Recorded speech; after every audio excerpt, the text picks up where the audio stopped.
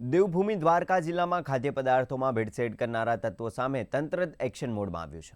ખંભાળિયા શહેરમાં પોલીસ અને ફૂડ વિભાગ દ્વારા ભેળસેળિયા ડેરી સંચાલકો વિરુદ્ધ કાર્યવાહી હાથ ધરવામાં આવી છે, જેમાં શહેરના બજાણા રોડ પર આવેલી જલારામ ડેરીમાં એસઓજીની ટીમે દરોડા પાડી શંકાસ્પદ ખાદ્ય જથ્થો જપ્ત કર્યો છે। તો તપાસ દરમિયાન ડેરીમાંથી 54 કિલો જેટલા અખાદ્ય પનીરનો સ્થળ પર જ નાશ કરવામાં આવ્યો છે।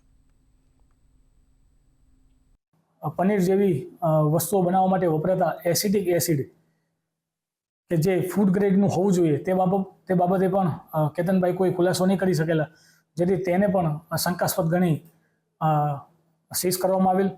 આ ઉપરાંત 648 કિલો જેટલો સ્કીમ્ડ મિલ્ક પાવડર પણ ગોડાઉન ઉપરથી મળી આવેલ હતો, જે બાબતે પણ ડેરી માલિક કોઈ યોગ્ય આધાર પુરાવા રજૂ કરી શકેલ નહીં કે કોઈ ખુલાસા કરી શકેલ નહીં, જેથી તેને પણ શંકાસ્પદ ગણી અને સીઝ કરવામાં આવેલ। આમ કુલ 2,37,500 રૂપિયાની કિંમતનો મુદ્દામાલ છે એ ફૂડ એન્ડ ડ્રગ વિભાગ દ્વારા સીઝ કરવામાં આવેલ છે।